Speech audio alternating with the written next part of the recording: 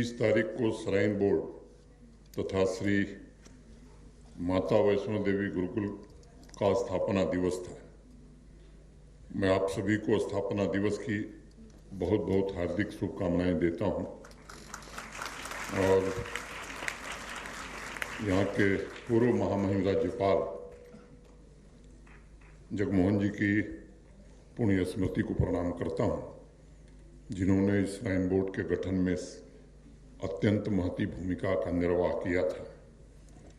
गुरुकुल के विस्तार को ध्यान में रखते हुए एक नए हॉस्टल का शिलान्यास, श्राइन बोर्ड के कर्मचारियों के लिए कटरा की तरह अर्धकुंवारी और बाण गंगा में एकोमोडेशन का शिलान्यास हुआ है तथा हाई अल्टीट्यूड पर पोस्टेड 1450 कर्मचारियों के लिए हार्डशिप अलावेंस की भी स्वीकृति प्रदान की गई है। मैं आप सभी को इन सभी प्रोजेक्ट्स के लिए बहुत सारी बधाइयाँ देता हूँ। यात्रियों की सुविधा के लिए RFID की एक नई व्यवस्था भी शुरू की जा रही है। मुझे बताया गया है कि 29 काउंटर और कंट्रोल रूम कटरा में बनाया गया है। ट्रैक के 7 लोकेशन पर वेरिफिकेशन काउंटर स्थापित किए गए हैं। स्पिरिचुअल थीम पार्क शुरू करने की दिशा में भी प्रगति है और मैं उम्मीद करता हूं कि आने वाले समय में उस पर भी काम जल्द शुरू हो जाएगा। आज गुरुकुल तथा छात्रों के भविष्य से संबंधित एक महत्वपूर्ण कदम उठाया गया है। गुरुकुल का एफिलिएशन केंद्रीय संस्कृत विश्वविद्यालय नई दिल्ली के साथ किया गया है। इस एफिलिएशन से गुरुकुल अनेक मॉडर्न विषय शुरू कर सकता है जो पाठ्यक्रम में मौलिकता, तार्किकता तथा वैज्ञानिकता स्थापित करेगी। गुरुकुल ने जम्मू कश्मीर में संस्कृति और उसके पुनर्जागरण के लिए जो प्रयास किया है, उसके लिए सभी गुरुजनों को मैं बधाई देता हूं और आजकल महामंडलेश्वर जी जो उसकी देख रेख कर रहे हैं उनको विशेष रूप से मैं साधुवाद देता हूं। मित्रों, मैं समझता हूं कि गुरुकुल का काम केवल शिक्षा प्रदान करना नहीं है। श्री माता वैष्णो देवी गुरुकुल ज्ञान और प्रज्ञा, नॉलेज और विजडम का एक मुख्य केंद्र है। पिछले 12 वर्षों से ये गुरुकुल नए व्यक्तित्व का निर्माण कर रहा है। जम्मू कश्मीर के मजबूत आध्यात्मिक और सांस्कृतिक नींव का निर्माण भी मैं समझता हूं कि इस गुरुकुल के माध्यम से हो रहा है। आप सबको मालूम है कि 2020 में हमारे देश में राष्ट्रीय शिक्षा नीति की घोषणा माननीय प्रधानमंत्री जी ने की थी। तो जो परिकल्पना थी विज्ञान और आध्यात्म को जोड़ने की बात हमारी राष्ट्रीय शिक्षा नीति कहती है। हमारी नई पीढ़ी अपनी सनातन परंपरा से उतनी ही परिचित होनी चाहिए जितना वो कंप्यूटर और मॉडर्न साइंस से परिचित हो। केंद्रीय संस्कृत विश्वविद्यालय नई दिल्ली से इसका एफिलिएशन मैं मानता हूं कि इस दिशा में सहायक सिद्ध होगा। देश के पूर्व राष्ट्रपति और प्रख्यात शिक्षाविद डॉक्टर सर्वपल्ली राधाकृष्णन कहा करते थे कि नई खोज, नए इनोवेशन से हमें आगे बढ़ने की ताकत मिलती है। विज्ञान ने समाज को गरीबी से बाहर निकाला है, लेकिन किसी के संपूर्ण व्यक्तित्व का निर्माण करना है, विकास करना है, तो नैतिक और आध्यात्मिक शिक्षा पर भी ध्यान देना होगा। गुरुकुल संस्कृत के साथ बच्चों को उन विषयों की भी शिक्षा प्रदान कर रहा है जो उन्हें तमाम चुनौतियों से जूझने की ताकत देते हैं। हम सबकी कोशिश होनी चाहिए कि राष्ट्रीय शिक्षा नीति के अनुरूप जो सिलेबस में आवश्यक परिवर्तन करना चाहिए, उसे भी हमें ध्यान में रखने की जरूरत है। 2 वर्षों से जम्मू कश्मीर में शिक्षा के क्षेत्र में बड़ा बदलाव हुआ है। और एक नया स्वरूप शिक्षा को देने की कोशिश की गई है। राष्ट्रीय शिक्षा नीति के अनुरूप अनेक ऐसे परिवर्तन किए जा रहे हैं जो पूरे एजुकेशन सिस्टम को जम्मू कश्मीर तथा राष्ट्र की आवश्यकताओं के अनुकूल बना सकें। स्कूल से लेकर विश्वविद्यालय तक सभी इंस्टीट्यूशंस को चेतना में परिवर्तन के सेंटर्स के रूप में विकसित किया जा सके, ये कोशिश हो रही है। आज हमारे नौजवान पर्सनल एस्पिरेशन के साथ साथ समाज की सेवा को भी प्राथमिकता दे रहे हैं और मैं समझता हूँ एक लंबे समय बाद इस तरह का ट्रांसफॉर्मेशन देखने को मिल रहा है। स्कूली शिक्षा में राष्ट्रीय शिक्षा नीति का जो दूसरा सबसे बड़ा योगदान है वो बच्चे में क्यूरियोसिटी पैदा करना है, क्यूरियोसिटी जगाना है। जहाँ क्यूरियोसिटी नहीं होगी वहाँ कभी आविष्कार जन्म नहीं ले सकता। क्यूरियोसिटी से ही खोज का जन्म होता है, नए विचार पैदा होते हैं। और संस्कृत तो एक ऐसा माध्यम है जिसे आज दुनिया के बड़े से बड़े शिक्षाविद सबसे गंभीर वैज्ञानिक भाषा के रूप में स्वीकार करते हैं। इसलिए शास्त्री कोर्स में दाखिला लेने वाले स्टूडेंट्स को इंटीग्रेटेड तरीके से अनिवार्य सब्जेक्ट्स, स्किल्स और कैपेसिटी बिल्डिंग पर क्या विकल्प उपलब्ध कराए जा सकते हैं, ये अब हम सबके लिए विचारणीय प्रश्न होगा। राष्ट्रीय शिक्षा नीति ने बड़े स्पष्ट तौर पर कहा है कि समसामयिक विषयों जैसे आर्टिफिशियल इंटेलिजेंस, डिजाइन थिंकिंग, गणितीय सोच को मुख्य विषय के साथ साथ इन्हें भी प्रमोट करना आवश्यक है। और मुझे लगता है कि पूज्य महाराज जी के नेतृत्व में डॉक्टर अशोक भान साहब जो हर समय यहाँ के हर गतिविधि में शामिल रहते हैं, के मार्गदर्शन में, आचार्य और प्रधानाचार्य जी के मार्गदर्शन में ये काम जरूर हम शुरू कर सकेंगे। मॉडर्न एजुकेशन, ट्रेडिशनल एजुकेशन और स्पिरिचुअल एजुकेशन, इन तीनों के सामंजस्य से हम नई पीढ़ी में भविष्य का व्यक्तित्व निर्माण कर सकते हैं। मित्रों, राष्ट्रीय शिक्षा नीति माइंड को मैकेनिकल बनाने के बजाय नेचुरल तरीके से नर्चर करने पर तरजीह देती है, बल देती है, ताकि मौलिक विचारों के द्वारा बदलते समाज की व्यवस्था के अनुरूप विद्यार्थी अपने आप को ढाल सके। माइंड को स्वतंत्र बनाना यही शिक्षा का मूल आधार होना चाहिए और तभी हम भविष्य का जो ह्यूमन कैपिटल उत्पन्न करना चाहते हैं वो एक अच्छा ह्यूमन कैपिटल हम जनरेट कर पाएंगे।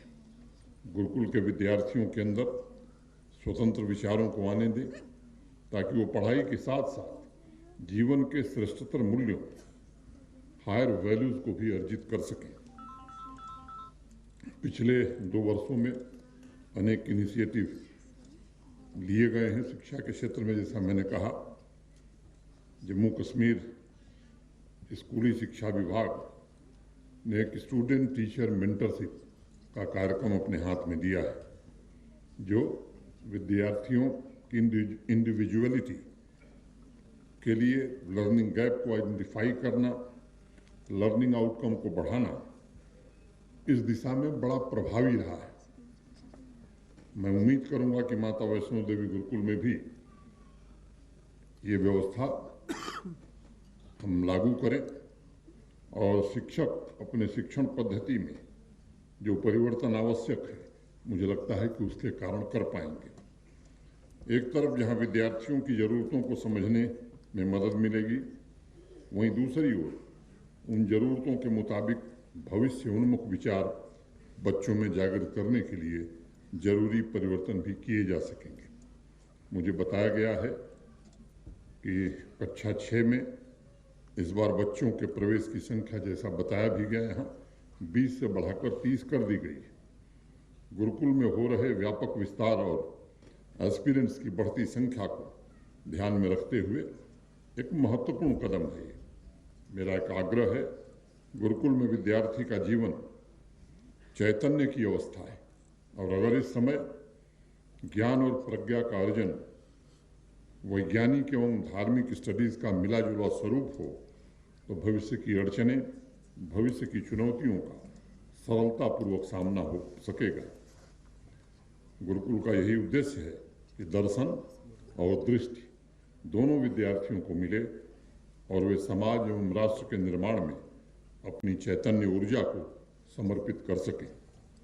मित्रों, 1986 में जब श्राइन बोर्ड की स्थापना हुई थी तब श्रद्धालुओं की संख्या आज के अनुपात में काफ़ी कम थी। आज सामान्य तौर पर 8-9 लाख श्रद्धालु हर महीने दर्शन करने आ रहे हैं। इसको ध्यान में रखते हुए श्राइन बोर्ड के मानव सदस्यों ने भवन एरिया में श्रद्धालुओं के आवागमन को बेहतर बनाने, उनकी तीर्थ यात्रा को हैसल फ्री करने और आस्था एवं सांस्कृतिक विरासत के केंद्र की भव्यता एवं गौरव को पुनर्स्थापित करने की कोशिश कर रहे हैं। माता वैष्णो देवी की यात्रा पर आने वाले श्रद्धालुओं को helipad, railway station, bus stand, auto stand, parking, अनेक सुविधाएं यहाँ हैं। कल ही दिल्ली में एक जम्मू कश्मीर प्रशासन और भारतीय राष्ट्रीय राजमार्ग प्राधिकरण की एक सब्सिडियरी कंपनी है, national highway logistic management limited, उसके साथ एक अनुबंध पर हस्ताक्षर हुआ और मल्टी मॉडल टर्मिनल कटरा में बनेगा और मैं समझता हूँ कि आधुनिक सुविधाओं वाला वो युक्त होगा। और नितिन गडकरी जी ने आश्वस्त किया कि जो बेस्ट आर्किटेक्ट हैं, 4-5 विकल्प थे, हम लोगों ने देखा भी उसे, तो मैं उम्मीद करता हूं कि ये इंटर मॉडल स्टेशन बनने से यात्रियों को भी बहुत सुविधा होगी, कटरा के निवासियों और आसपास के रियासी जिले के रहने वाले लोगों के विकास में भी मदद मिलेगी। माता वैष्णो देवी की अनुकंपा से पिछले 2 वर्षों में बेहतर सुविधा एवं संसाधनों के लिए अनेक नए प्रोजेक्ट शुरू किए गए और पवित्र भवन पर भीड़ जमा होने से रोकने के लिए क्राउड मैनेजमेंट के लिए भी अनेक महत्वपूर्ण कदम उठाए गए।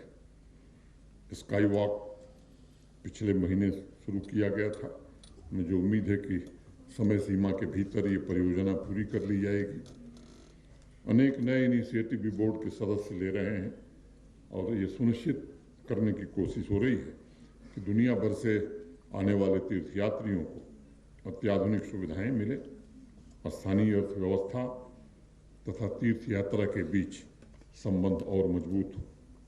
इसके लिए स्पिरिचुअल टूरिज्म सर्किट के विकास तथा प्रमोशन पर भी जम्मू कश्मीर प्रशासन काम कर रहा है। जम्मू संभाग के गौरव व धार्मिक आस्था के प्रतीक पुरमंडल, उत्तर वाहिनी, मनसर, सुरिसर, शिवखोड़ी जैसे अनेक महत्वपूर्ण स्थानों को देश के रिलीजियस टूरिज्म सर्किट पर लाने का प्रयत्न किया जा रहा है।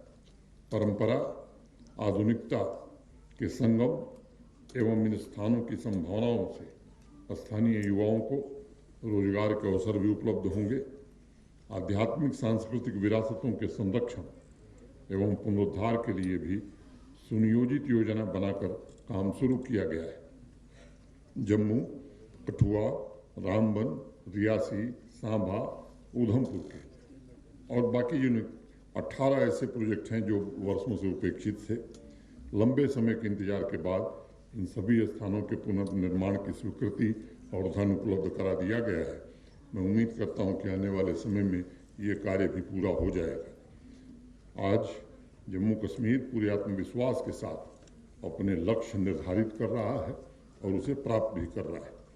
पिछले वित्तीय वर्ष में सिर्फ रियासी जिले के 1012 डेवलपमेंट प्रोजेक्ट पूरे किए गए थे। ये मैं समझता हूं कि एक नया रिकॉर्ड है। इसी प्रकार अगर पूरे जम्मू संभाग की मैं बात करूं तो 19,724 डेवलपमेंट के प्रोजेक्ट जम्मू संभाग में पूरे किए गए। अब ये जो स्पीड है या स्केल है, मैं समझता हूं कि शायद पहली बार जम्मू कश्मीर के लोग देख रहे हैं। आंकड़े इस बात की तरफ इंगित करते हैं कि पिछले कुछ वर्षों में, खासतौर से 2-3 वर्षों में, प्रगति किस गति से आगे बढ़ रही है। मैं विश्वास के साथ कह सकता हूँ कि आज न सिर्फ कार्य पद्धति बदली है, बल्कि जनता की आकांक्षाओं और उनकी ज़रूरतों के मुताबिक संसाधन भी उपलब्ध कराए जा रहे हैं। स्वाभाविक रूप से जब व्यवस्था बदलती है, लोगों की उम्मीदों के अनुरूप काम होता है, तो अपेक्षाएं भी समाज की बढ़ जाती हैं। और ये अच्छी बात है। अपेक्षा तभी होती है जब लोगों को लगता है कि काम हो सकता है। आज जम्मू कश्मीर प्रशासन का यह दृढ़ संकल्प है, समाज का कोई भी वर्ग हो, चाहे वह आदिवासी समुदाय के लोग हों, अनुसूचित वर्ग के लोग हों, पिछड़े समाज के लोग हों, महिलाएं हों, युवा हों, वो कोई भी समाज का अवयव विकास की मुख्य धारा से अलग न रहे और उन्हें प्राथमिकता के आधार पर योजनाओं को क्रियान्वित किया जाए, इसकी कोशिश हो रही है।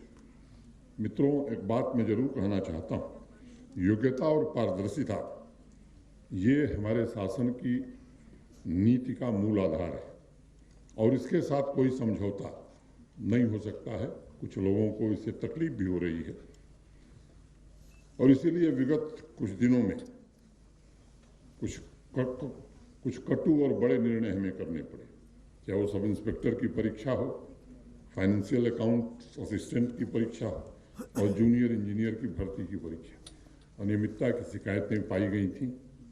बिना देरी एक उच्च स्तरीय जांच समिति गठित की गई और जांच समिति की रिपोर्ट आने के बाद ये फैसला किया गया कि इन जो संदेह लोगों के मन में है ये समाप्त होना चाहिए। इसलिए परीक्षाओं को निरस्त किया गया है और मामले की जांच सीबीआई करेगी। ये हम भरोसा दे सकते हैं कि जिन लोगों ने हिमाकत की है गड़बड़ी की, वो बच नहीं सकते हैं।